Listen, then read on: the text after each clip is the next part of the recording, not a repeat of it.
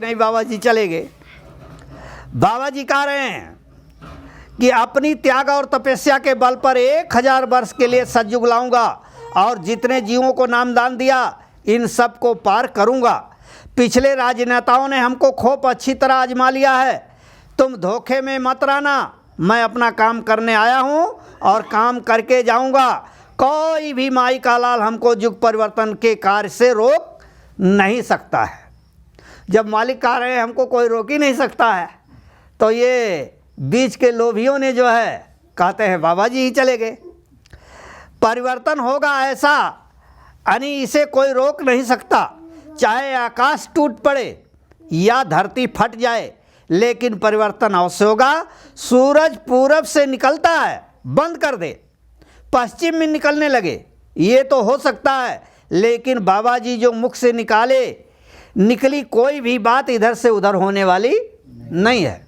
इतना बड़ा दावा कुदरत से मालिक ने किया कि सूरज पूरब में निकलता है, ये तो कुदरती नियम है, लेकिन ये पश्चिम निकलने लगे, पूरब डूबने लगे, तो इसको मान लेना। लेकिन जो मैं मंच पर बैठकर या खड़ा होकर के बोल दूंगा, कह दूंगा, वो इधर से उधर होने वाला नहीं है। फिर बताइए, परिवर्तन उस वक्त होगा जब दुष्टों का विनाश हो जाएगा और दुष्ट ही दुष्ट का विनाश करेंगे। मैंने कहा है कि परिवर्तन होगा तो अवश्य होगा, याद रखो मैं परिवर्तन करके दिखाऊंगा। परिवर्तन वक्ता प्रवक्ता नेता मंत्री अधिकारियों से नहीं होगा, परिवर्तन गरीबों और झोपड़ियों से होगा। परिवर्तन सच्चे ईमानदार सेवादार और भजनानंदियों से होगा। इसलिए तुम भजन नंदी यानी भजनानंदी और सेवादार बनो। मैं सत्संग करते करते परिवर्तन करके यानी कर दूंगा और सबके सामने सतयुग ला करके खड़ा कर दूंगा। ये मालिक का इतना बड़ा वादा है, तो सतयुग आ गया भाई। अब ये लोग का तो ये नारा नहीं रहा। बाबा जी का तो 10 जुलाई से ये नारा था कि कलयुग में कलयुग जाएगा और कलयुग में सतयुग आएगा। लेकिन 2012 के बाद 13 से हो गया कि अब कलयुग जा रहा है और सतयुग आ रहा है। तो ये लोग तो उस पर कोई चर्चा नहीं है बाबा जी की बात को। यानी बाबा जी के नाम पर ये लोगों ने एक धंधा बना लिया है और उस धंधा में सबको फंसा लिया है। अब किसी को लोभ देकर, किसी को लालच दे करके, क्योंकि भाई 25 साल तो इसने कैशियर था इतना बड़ा संस्था का। जब 35-35 बोरा नोट, एक हजार का नोट 35-35 बोरा जब गायब होता है, तो भाई किस बैंक में रखा गया है?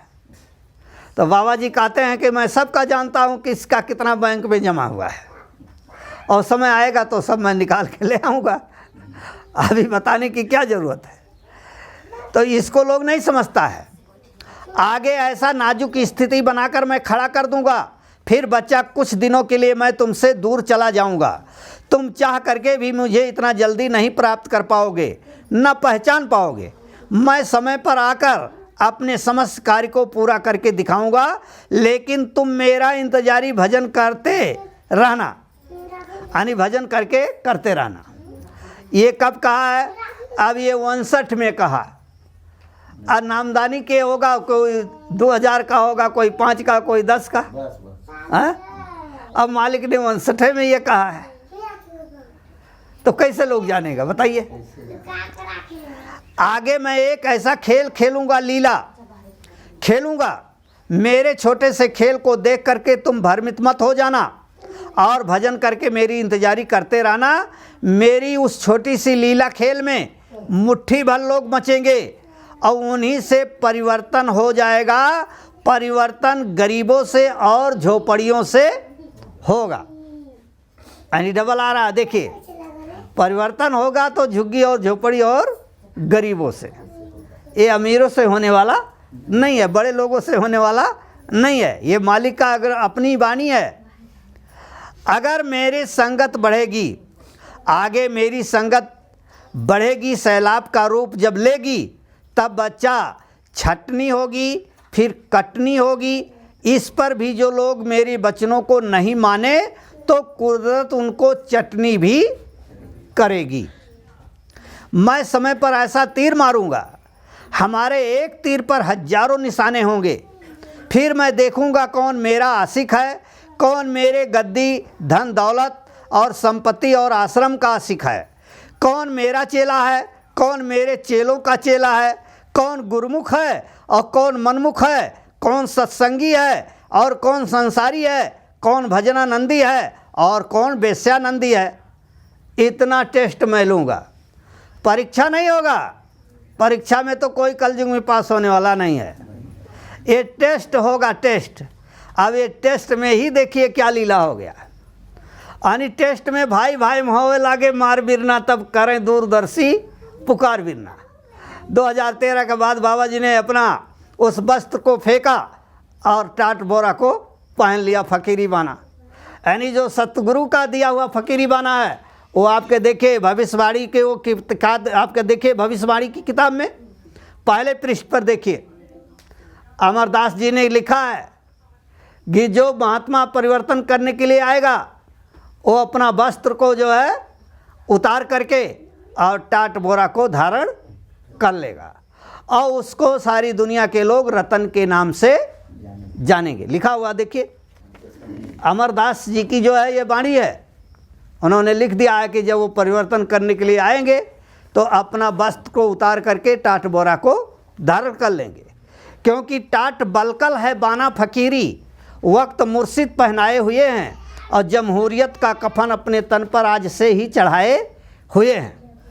तो दूरदर्शी क्या है इसे समझ नहीं पाओगे, है क्या दूरदर्शी समझ ना सकोगे, तुम्हें लक्ष्य इसका बताना पड़ेगा। ये ऊपर से आया है सत का निशाना और इसी रास्ते सबको जाना पड़ेगा। ये सत का निशाना ऊपर से आया है, अनामी धाम महाप्रभु से वहाँ से आया, ऐसा नहीं है कि इसको कोई काट देगा, ये कटने वाली चीज़ नहीं है। तो कुदरत जब लोग नहीं मानेंगे, कुदरत उनको चटनी भी करेगी। मैं समय पर ऐसा तीर मारूंगा, हमारे एक तीर पर हजारों निशाने होंगे। यानी इतना टेस्ट मालिक लेंगे।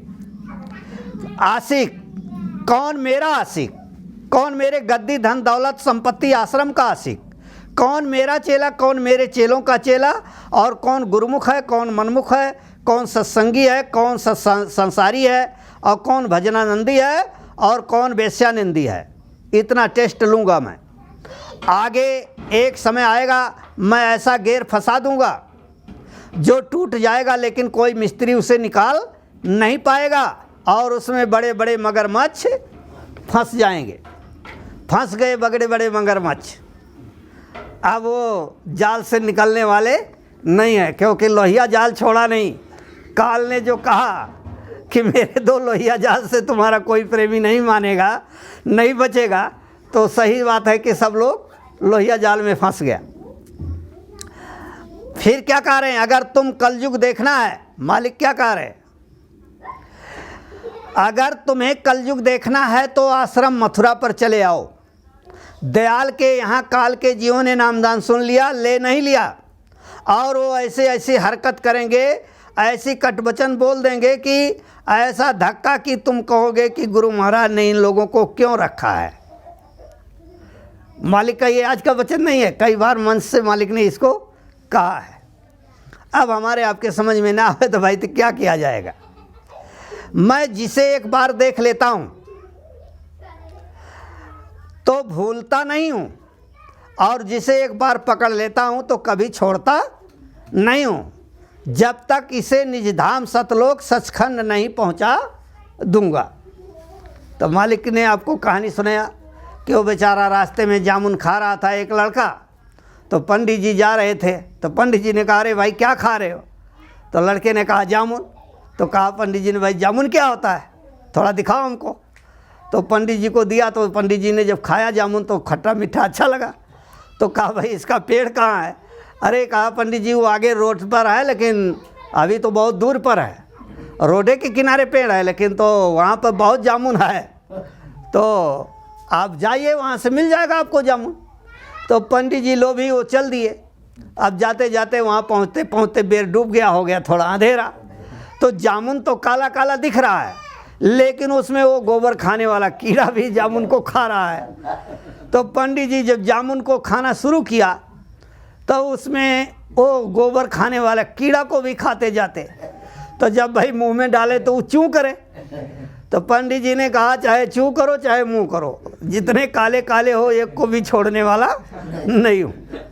तो बाबा जी ने कहा दिया है कि छोड़ने वाले वो नहीं है, चाहे तू चूँ करो चाहे मुंह करो, एक को भी छोड़ने वाले नहीं है मालिक। मालिक ने देखे मालिक का ये वादा कितना बड़ा है। मैं एक भारी मंच लगवाऊंगा, एक बहुत बड़ा भारी मंच लगवाऊंगा जगह जगह पर, और भारत की जनता से पूछूंगा कि हमने जो वादा किया या अपने बच्चों से आपके पास वादे का संदेश भिजवाया, यानी वादा का संदेश भिजवाया, ये सब हो गया कि नहीं हो गया। जब भारत की जनता दोनों हाथ ऊंचा करके कहेगी कि बाबा जी सब कुछ हो गया, तब ये बाबा मानने वाले हैं और तभी जाने वाले हैं। तो भाई कौन सा मंच लगाए, लोग से पूछिए कि बाबा जी ने तो कहा है कि भारी भारी मंच लगवाऊंगा। अब भारत की जनता से पूछूंगा, जब भारत की जनता दोनों हाथ ऊपर करके कहेगी कि हाँ बाबा जी ने जो जो आपने कहा सब हो गया, तब बाबा जी कह रहे तभी हम मानने वाले हैं, तभी जानने वाला हैं। तो बीच में बाबा जी को ये लोग पहुंचाने वाले इतनी ताकतवर हो गए, इनका क्या हाल होगा, यानी इनका क्या हाल होगा, आप सोचिए और विचारिए। फिर देखिए क्या राज इसमें छिपा हुआ है। मैं भी टाट की लगोटी पहनूंगा, मैं तो केवल एक पहचान के लिए कपड़ा पहनकर बैठा हूँ। मैं तो ये सब पहले ही कर लिया था, अब भी मुझे पसंद है, लेकिन नए आदमियों के लिए पहचान होना चाहिए कि आप जल्दी से पहचान लो। अगर मैं भी इस भेष में अभी आ जाऊंगा तो तुम जल्दी से आप पहचान नहीं सकते हो, और फिर तो पूछोगे कि बाबा जी कहाँ हैं, कौन हैं। अभी तो आप बाबा जी को दूर से ही पहचान लोगे और फिर नहीं पहचान पाओगे। यानी अभी तो पहचान लेगो लेकिन फिर जो है नहीं पहचान पाओगे। मालिक ने तो खोल करके सब अपनी बात को कह दिया है। अब ना हम लोग समझ पाएँ तो भाई क्या करेंगे, अब हमारे आपके समझ में ना आए तो क्या किया जाए। मालिक ने कहा जब मैं इस भेष में आ जाऊंगा तो तुम मुझे पहचान नहीं पाओगे। मैं क्या करता हूं और क्या करवाता हूं इसको तुम समझ नहीं सकते हो, और तुम्हें सोचना भी नहीं चाहिए। मुझे जीवों को जगाना है, उन्हें उठाना है, तो जो ठीक समझूंगा वो सब कुछ करूंगा। मैंने तुम सबको खूब पहचान लिया, तुम मुझे क्या पहचान सकोगे। अरे जब मेरा काम हो जाएगा तब तुम मुझे पहचानोगे। उस वक्त तुमको ये समय समझ आएगा कि बाबा जी ने तुम्हारे लिए क्या किया। ये 74 में कहा है, 14/12/1974 में। अभी तुम मुझे नहीं पहचानोगे, जब काम हो जाएगा तब तुम पहचानोगे। जीवों के पकड़ने के लिए मैं हर प्रकार का खेल खेलूँगा, ये बनाऊँगा वो बनाऊँगा, फिर सब खत्म कर दूँगा। उसके बाद केवल सत्संग सुनाऊँगा और कुछ नहीं। जो ठोस होंगे वो रह जाएंगे, बाकी सब हट जाएंगे। मालिक ने सब कुछ कहा दिया है। दूरदर्शी बन गई, भूमज्योतक बन गया, जय गुरुदेव धर्म प्रचारक संस्था बन गया। इसके बाद सबको घसीट करके ख़त्म करके फिर केवल सत्संग सुनाऊंगा। सब खत्म हुआ हम लोग के सामने। चुनाव में कितना बारी लोग लड़े, कितना क्या क्या हुआ। तो कहने का मतलब मालिक अपने एक एक वचन को पकड़ करके रखें, ऐसा नहीं है कि भूल गए। महात्मा जमीन जायदाद में नहीं बंधे हैं, और जब झगड़ा होने लगता है तो महापुरुष कहीं और जाकर बैठ जाते हैं। तुम्हारा आदेश दबाव में आश्रम छोड़कर जा सकता हूँ, लेकिन मुझे हिंदुस्तान में कोई भी माई का लाल अपने रुपए पैसे धन दौलत से नहीं खरीद सकता। ये 23 मार्च 1989 यानी 89 में मालिक ने कहा है कि तुम्हारे दबाव में मैं आश्रम छोड़ के जा सकता, लेकिन रुपया पैसा धन दौलत से कोई मुझे खरीद नहीं सकता है। भगवान राम चाहते तो कहीं भी बैठ करके परिवर्तन कर सकते थे, भगवान कृष्ण चाहते तो कहीं से भी महाभारत करवा सकते थे, लेकिन नहीं, सबने समय की इंतजारी की, मैं भी समय का इंतजारी कर रहा हूँ। ये भी उसी समय बोले हैं। और भविष्य में मेरी आयु 35 वर्ष कम हो जाएगी। 1969, यानी भविष्य में मैं 35 वर्ष जैसे पहले था, मेरी उम्र उससे नीचे 35 वर्ष के पहले जैसे था वैसा मैं हो जाऊंगा।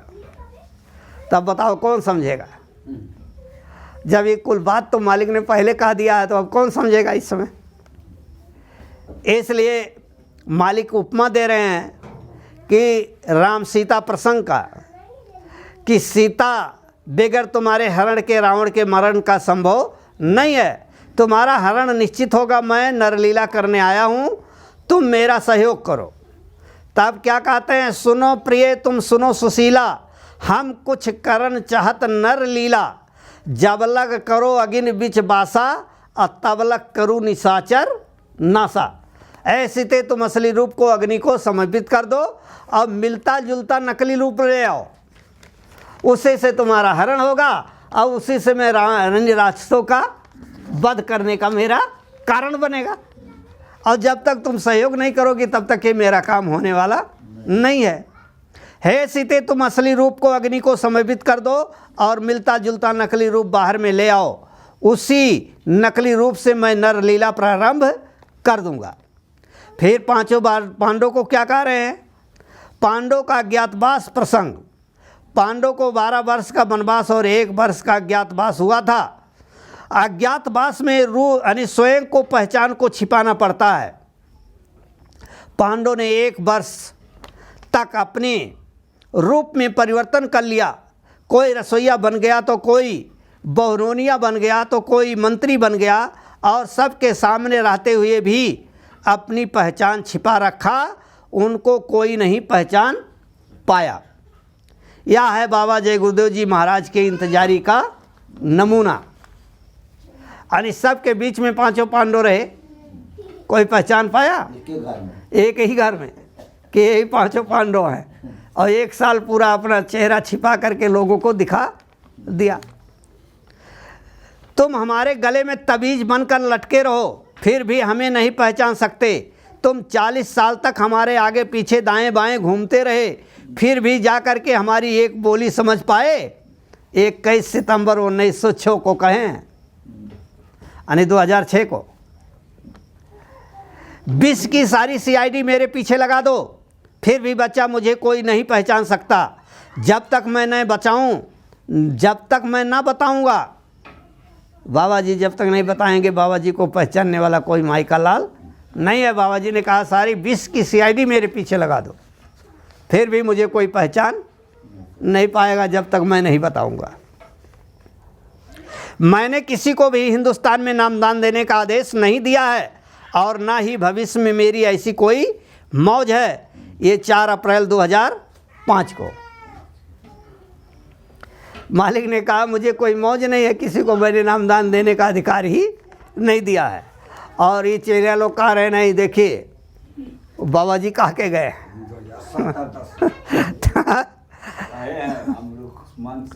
बच्चू ये नाम दान ले लो, फिर आगे मिलने वाला नहीं है। ना कोई जानता है और ना जानता ही है, उसके आप नहीं जान सकते हो, ना पहचान नहीं सकते हो। तो यह तो आपको बुला करके दिया जा रहा है। यानी होली 2012 नामदान देने की बात मालिक ने कहा है कि बच्चा अभी बुला के दिया जा रहा है, आगे ये नामदान मिलने वाला नहीं है। ना कोई जानता है ना आपको कोई देगा। तो मालिक ने तो 2012 में पाबंदी लगा दिया नामदान में। पहले तो लगाए थे लेकिन 2012 में कहा दिए। तो कहते हैं अरे भाई जब बाबा जी हैं तो नामदान क्यों नहीं देते? तो अभी सब दवा को उनको कहना चाहिए कि बाबा जी ने तो 2012 में कहा दिया कि नामदान नहीं मिलेगा। जिसने नाम जगाया, नाम को सिद्ध किया और गुरु के आदेश हुआ तब वो दे सकता है। हमको तो हमारे गुरु महाराज ने ये कहा कि देखो ये अमोलक धन तुम छिपा करके मत रखना, सबको बांट देना। मैं तो अपने गुरु के आदेश का पालन कर रहा हूँ। तो भाई कौन गुरु का आदेश का पालन कर रहा है? इसको तो पूछना पड़ेगा ना भाई। अब भाई देखो, अब कोई चोरी कर रहा है और उसको देख करके चुप रहोगे तो भाई चोरे की कैटेगरी में आओगे। इसलिए तो पूछना तो पड़ेगा भाई, जो कहता है कि नामदान कुछ शब्द नहीं बोलता है, भागेगा, भला नहीं होता। तो भाई चोर भगवे करेगा, वो कहाँ रुकने वाला है। क्या है सब मृत्युंजय झा जिंदा लाख को हम खींच के हमारे गांव में आया तो बोला कि ये टाट उतारो, बोल दिया उतने में लोग गाड़ी लेके भागा। कर्मा बोला था। हाँ ठीक है, किया है, बढ़िया किया है। अकेले थे, और अब दूगो सहयोगी और रहता ना तो उसको गाड़ी भागने में नहीं दिया। नाम देना कोई यानी नामदान देना कोई आसान काम नहीं है। नामदान देने का मतलब जीवों के 7 जन्म और 7 जन्म पीछे के कर्मों को अपने ऊपर ले लेना, तब नामदान देना। जो मैंने आपको कहा 2012 तक बाबा जी ने हमारे ऊपर जो ब्याज चढ़े थे उसको सब माफ़ करके हमको आपको नामदान दे दिया। आप 2013 से सदगुरु का रूप धारण करके आ गए कि जो हमारा 1 पैसा गलती है उसको भी माफ़ करने के लिए पहुंच गए, क्योंकि उनको हमको आपको तो पार करना है, अपने घर पहुंचाना है। तो जीवे के ऊपर जब कर्म का बौछार रहेगा या कर्म कर्जा रहेगा तो वो काल तो जाने नहीं देगा, क्योंकि वो तो भाई दरवाजे पर अपना लंगा झोरी लेगा। तो इसलिए सतगुरु उसको खाली करवाते हैं। तो नामदान देते समय इतना जोर का बदबू आता है कि मन खिन्न हो जाता है। लोग कहता है नामदान दे रहा है, अरे भाई पहले भी सुना रहा था, आज भी सुना रहा है, वो दे कहाँ रहा है। बच्चा जो अपनी इच्छा से टाट उतार दे और अपनी इच्छा से टाट पहन ले, उस पर कभी भरोसा नहीं करना, वो भविष्य में कोई बहुत बड़ा धोखा दे सकता है। अगर तुमको गलत काम करना है तो ये टाट को उतार कर रख दो, और नहीं तो बहुत बड़ा सज़ा मिलेगा। ये बोट क्लब दिल्ली में 1983 पहनाते समय मालिक ने कहा है। अरे 1983 10 जून को जो मालिक ने टाट दिल्ली में पहनाया, उसी दिन ही मालिक ने सब कुछ कह दिया है।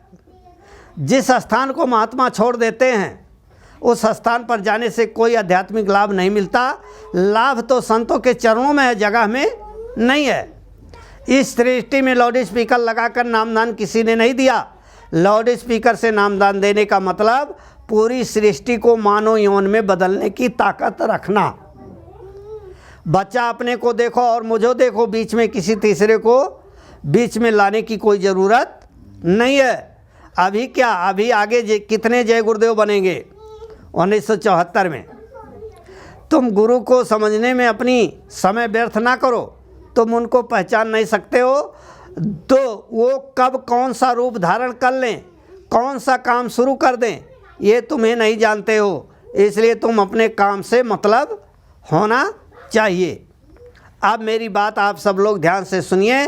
ये नैमिषारण्य की तपोभूमि है, जहाँ पर भागवत यानी वेदम व्यास जी ने श्रीमद् भागवत गीता का रचना की। 88,000 ऋषियों मुनियों ने तपस्या की है। इसके लाभ तो उनको नहीं मिल पाया, लेकिन सबको इसका संपूर्ण लाभ किसको मिलेगा। तब देखिए गोस्वामी जी महाराज रामायण में लिखते हैं कि तीर्थ बल नेमिष विख्याता, यानी तीर्थ बर नेमिष विख्याता, अति पुनीत साधक सुख दाता। यानी ये साधक, जब महात्मा के जीव साधक आएंगे तो 88,000 ऋषियों का इसका लाभ नहीं मिला, लेकिन जब साधना करने वाले जीव संत के आएंगे तो उसका लाभ इसको मिलेगा। तो बाबा जी तो अपने कामे में लगे हैं, कहाँ दूसरे जगह लगे हैं भाई। उन्होंने 1999 के गुरु पूर्णिमा में, 97 के गुरु पूर्णिमा में कहा कि सतयुग का बीज यहीं से अंकुरन होगा और सतयुग का संचालन भी यहीं से होगा। तो अब तो सारे विश्व का संचालन वहीं से होगा। तो अब उसको कोई भाई क्या करेगा। बहुत लोग चिंता में हैं कि इतना ज़मीन खरीदी जा रही, ये किया जा रहा है, वो किया जा रहा है। बाबा जी कह रहे आगे से लाभ आ रहा है, उनको बैठने के लिए जगह होना चाहिए। और ये तुम्हारी गाड़ी कमाई का पैसा जहाँ यहाँ लग रहा है, इसमें वो लोग आकर के बैठेंगे, भजन करेंगे, तो तुमके आजीवन जो है इसका लाभ तुमको मिलता रहेगा। तो नेट में अभी आया है आपके कि भाई जो नौकरी करते हैं 1 महीने का और जो कमाई ऐसा करते हैं वो 10वां हिस्सा सब लोग डाल दो, अभी ज़मीन लिया रही है। तो परसों मालिक ने फ़ोन किया था कि वो हरदोई ज़िला पड़ जाता है, ज्ञान आश्रम से सीधा जाने पर 2 किलोमीटर और आपको रोड से घूम के जाने पर 6 किलोमीटर। तो वहाँ ज़्यादा ज़मीन है, लेकिन 100 बीघा लिया है। आपका 14 बीघा जो है आपका लिया है सतगुरु धाम में, 14 बीघा जो है आपका सतगुरु का धाम है। और वहाँ जो लिया है आपकी बार वो 100 बीघा। आप उसमें राजन भैया भी बता रहे थे कि इतना लिप्टस और इतना सागवान है कि थोड़ा दिन के बाद अगर बेचा जाएगा तो ज़मीन का कीमत से ज़्यादा वही आ जाएगा। यानी ज़मीन जो लिया गया उसमें इतने पौधे हैं कि थोड़ा दिन के बाद उनको बेचने से उसी लकड़ी से ज़मीन का दाम वो दे देगा। तो कहने का मतलब देखिए, बाबा जी ने हमारे एक से एक वादा किया है। और फिर क्या लिखते हैं, अभी